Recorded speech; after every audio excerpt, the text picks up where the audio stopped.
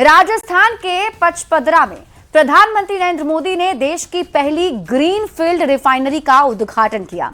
करीब 79,459 करोड़ रुपए की लागत से तैयार ये परियोजना केवल राजस्थान ही नहीं बल्कि देश की पहली ग्रीनफील्ड रिफाइनरी सह पेट्रोकेमिकल कॉम्प्लेक्स भी है।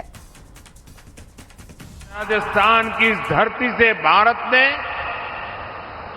विकसित होने, आत्मनिर्भर होने की दिशा में एक बहुत बड़ा कदम उठाया है। आज इस रिफाइनरी को देश को समर्पित किया गया है। ये रिफाइनरी यहां हजारों लोगों के रोजगार का माध्यम बनेगी। मैं राजस्थान के युवाओं को इस रिफाइनरी की विशेष तौर पर बधाई देता हूं। साथियों,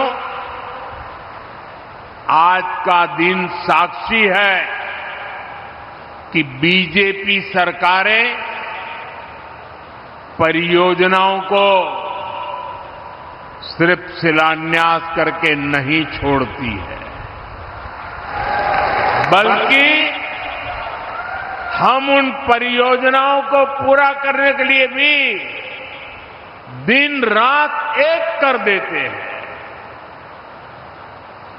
2 महीने पहले यहां जो हादसा हुआ, उसके बाद इतनी तेजी से काम पूरा कर लेना, ये भी परिश्रम की पराकाष्ठा का उदाहरण है। आप सबने दिखा दिया है,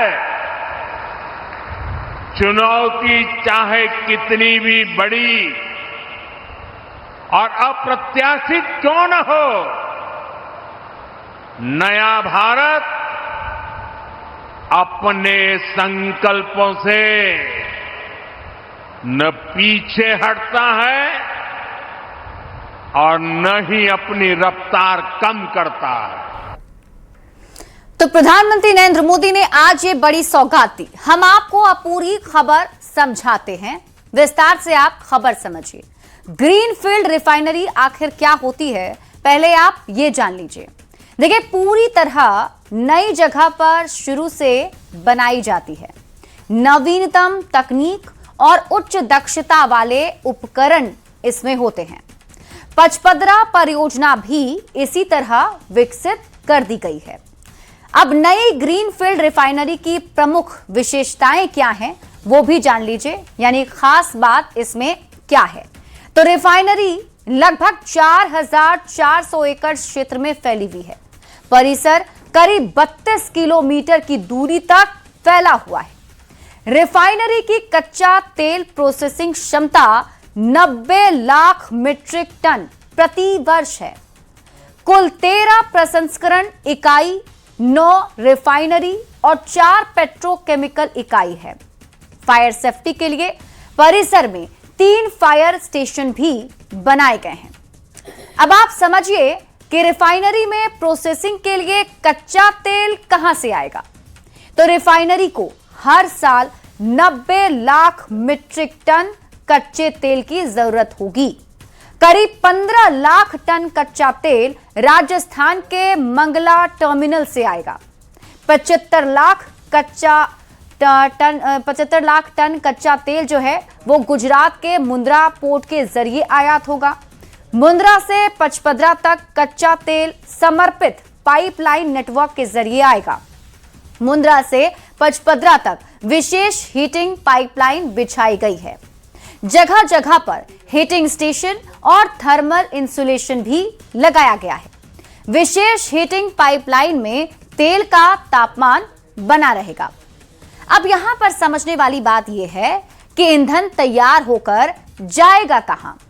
तो पेट्रोल और डीजल को रिफाइनरी से सीधा गुजरात के पालनपुर तक भेजा जाएगा। एचपीसीएल की पाइपलाइन के जरिए पेट्रोल और डीजल को पालनपुर भेजा जाएगा। पालनपुर से इसे देश भर में फिर वितरित कर दिया जाएगा। अब आप ये समझिए कि रिफाइनरी से क्या क्या फायदे हम लोगों को होने वाले हैं, यानी भारत के लोगों को होने वाले हैं। तो भारत की ईंधन जरूरत करीब 9 से 10% आपूर्ति होगी। भारत की ऊर्जा सुरक्षा को मजबूती मिलेगी। इसकी वजह से पेट्रोकेमिकल क्षेत्र में आत्मनिर्भरता बनेगी।